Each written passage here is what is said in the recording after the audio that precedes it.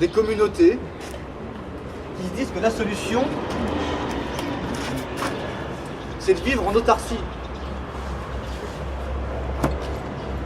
Ils redécouvrent les communautés babacool européennes des années 70, mais aussi américaines. Hein. Sauf que ils ont deux différences par rapport à nous. C'est que pour la génération de mes parents en tout cas, le pétrole ce n'est pas au Moyen-Orient qu'il se trouve, c'est aux USA avant tout. Peut-être pour les jeunes on a l'impression dans ma génération que le pétrole c'est quand même l'Iran, l'Irak et tout ça. En fait pendant un siècle, le pays le plus important au niveau de la production de pétrole c'était les États-Unis. Et donc, je disais quoi? Je me perds encore.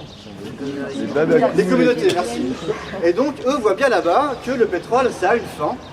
Parce que, donc voilà, aux États-Unis, ça décroît depuis déjà 40 ans, ce qui signifie qu'il y a même aux États-Unis des endroits où il y avait toute une économie basée sur le pétrole, qui est maintenant tombée en ruine. Donc, eux savent que le pétrole a une fin, ce qu'on a du mal, nous, à concevoir chez nous. Et deuxième truc, c'est qu'eux, ils ont des armes. En Amérique en général. Hein. Donc ils ont refait des communautés en se disant que ce qu'il fallait faire, c'était produire soi-même sa nourriture, soi-même ses vêtements, soi-même son électricité ou leur apprendre à s'en passer. Enfin voilà. Donc ils se sont mis en autarcie et eux pensent que durant cette phase de chaos social, il va donc falloir apprendre à défendre leur champ de nourriture contre des millions de hordes d'affamés qui ne vont pas menacer de déferler des villes vers les campagnes pour se nourrir. Mad Max en gros. Donc il y a des gens en Amérique qui font ça déjà, qui ont déjà organisé ces communautés, donc eux c'est à petite échelle. Ce dont j'aimerais vous convaincre pour finir, c'est que c'est complètement débile. Pour pas mal de raisons. La première, c'est qu'ils vont bien avoir du mal à une taille de 10 personnes en totale autarcie, donc comme s'ils vivaient à 10 sur une île déserte, comment ils vont s'organiser pour se soigner, s'occuper des vieux, s'occuper des bébés, quand ils auront cassé leurs outils, est-ce qu'ils ont prévu d'avoir une mine de métal dans leur champ pour en fabriquer de nouveaux? Voilà, donc comment ils vont s'organiser? Donc à 10, c'est pas possible. Ce que ça signifie, c'est de laisser à d'autres le soin de maintenir, vaille que vaille, un système collectif, un système social qui puisse maintenir l'ensemble du niveau de vie que nous avons actuellement, et puis de la paix sociale, parce qu'il est en jeu surtout au-delà de ça, c'est pas vraiment comment survivre. Je pense que nous on va pas être touchés par la survie en tant que telle, en tout cas pas par rapport à la bouffe, quoi. On va pas mourir de faim, mais par contre c'est la paix sociale, hein. C'est la démocratie qui est en danger. C'est peut-être pas un mal non plus, hein. Moi je suis pas sûr qu'il faille défendre la démocratie. C'est un autre débat. Moi je suis pas sûr qu'il faille l'appeler la démocratie non plus. Je suis pas sûr qu'il faille non plus l'appeler démocratie pour l'instant.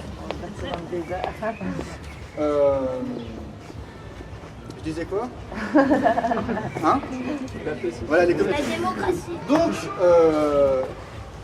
beaucoup d'alternatives vont quand même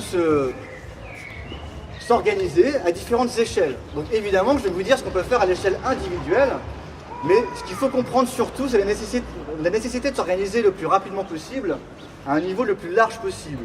Je pense que ceux qui vont s'en sortir le mieux ne sont pas ceux qui vont, dès ce week-end, retourner le gazon de leur pavillon pour faire pousser des patates, mais ceux qui sauront s'entourer d'un réseau social suffisamment vaste, avec des liens suffisamment forts, qui fassent que quand ils auront besoin d'un coup de main, ils puissent l'avoir pour une raison ou pour une autre, d'un côté, et de l'autre, ceux qui auront acquis des compétences réelles, dans un monde réel, donc à savoir en dehors de cette bulle de l'informatique et de la technoscience. Donc si en gros on vous coupe l'électricité, est-ce que vous êtes encore capable de tirer un revenu d'une quelconque activité? Donc il n'est pas encore trop tard, parce que quand on se dit 2008, voilà, il y a débat. En fait, si on prend ce point à la loupe, ça ressemble à un plateau ondulé comme ça. Ça fera des mini-pics. Et bien malin, c'est lui qui pourra dire lequel de ces pics sera le vrai pic, vous voyez? Donc là, on est en entrée de plateau. Il y avait déjà un précédent record qui était en 2006. Donc en 2006, ça fait un premier pic. On a un peu retombé. En 2008, il y a un deuxième pic. Donc on peut dire qu'on a encore devant nous entre 5 et 10 ans peut-être, avant d'arriver dans cette deuxième, troisième phase. Ça va vraiment devenir costaud, quoi. Donc peut-être le plus intéressant de l'échelle individuelle, c'est de vous former et d'avoir des compétences réelles qui auront une valeur réelle dans un monde réel. Après, une autre façon d'imaginer comment s'organiser, d'abord individuellement, ce serait de voir quels sont vos postes de dépenses mensuels.